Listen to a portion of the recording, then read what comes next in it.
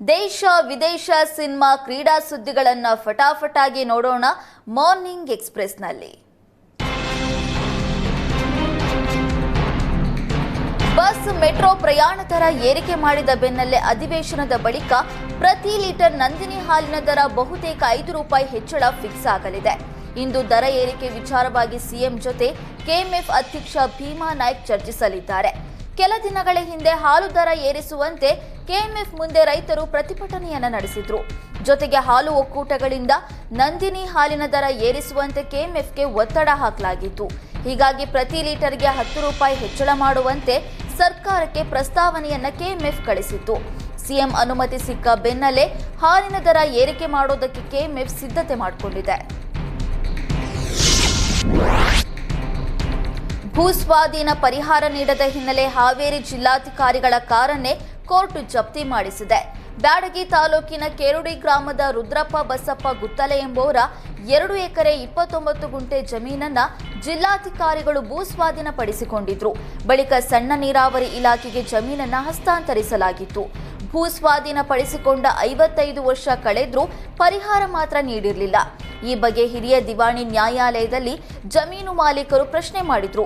ಅರ್ಜಿ ವಿಚಾರಣೆ ನಡೆಸಿದ ಕೋರ್ಟ್ ಬಡ್ಡಿ ಸಮೇತ ₹45,80,000 ಪರಿಹಾರ ನೀಡೋದಕ್ಕೆ ಆದೇಶಿಸಿತು. ಆದರೆ ಇದುವರೆಗೂ ಪರಿಹಾರ ನೀಡದ ಹಿನ್ನೆಲೆ ಹಾವೇರಿ ಡಿಸಿ ವಿಜಯ್ ಮಹಾಂತೇಶ್ ದಾನಮ್ಮನವರು ಕಾರನ್ನ ಜಪ್ತಿ ಮಾಡಿ ಕೋರ್ಟ್ ಆದೇಶ ಹೊರಡಿಸಿದೆ.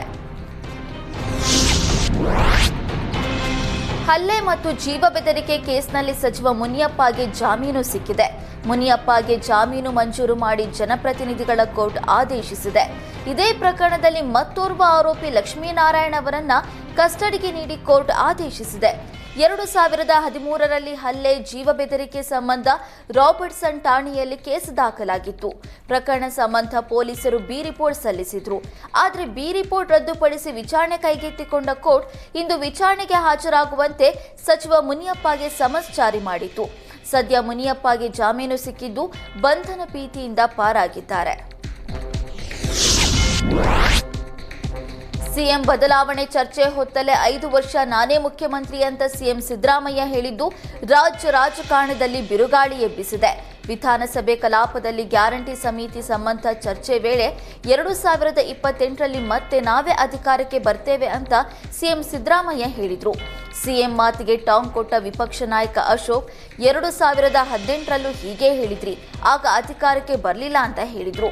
ಅಶೋಕ್ ಹೇಳಿಕೆಗೆ ತಿರುಗೇಟು ನೀಡಿದ ಸಿಎಂ ಮುಂದಿನ 5 ವರ್ಷ ನಾನೇ ಇರ್ತೀನಿ, ಮುಂದಿನ 5 ವರ್ಷವೂ ನಾವೇ ಅಧಿಕಾರಕ್ಕೆ ಬರ್ತೀವಿ, ಬಿಜೆಪಿಯವರು ಮತ್ತೆ ಅಧಿಕಾರಕ್ಕೆ ಬರಲ್ಲ ಅಂತ ಅಬ್ಬರಿಸಿದ್ರು. ಸಿಎಂ ಹೇಳಿಕೆ ಭಾರಿ ಮಹತ್ವ ಪಡೆದುಕೊಂಡಿದ್ದು ಆರ್ ಅಶೋಕ್ ಮೂಲಕ ಡಿಕೆಶಿಗೆ ಸಿಎಂ ಪರೋಕ್ಷ ಸಂದೇಶ ರವಾನಿಸಿದ್ರೆ ಎಂಬ ಪ್ರಶ್ನೆ ಎಬ್ಬಿಸಿದೆ.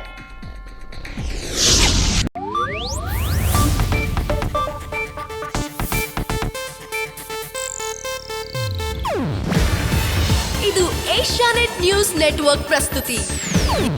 ನೀವು ನೋಡ್ತಿದ್ದೀರಾ ಏಷ್ಯಾನೆಟ್ ಸುವರ್ಣ ನ್ಯೂಸ್.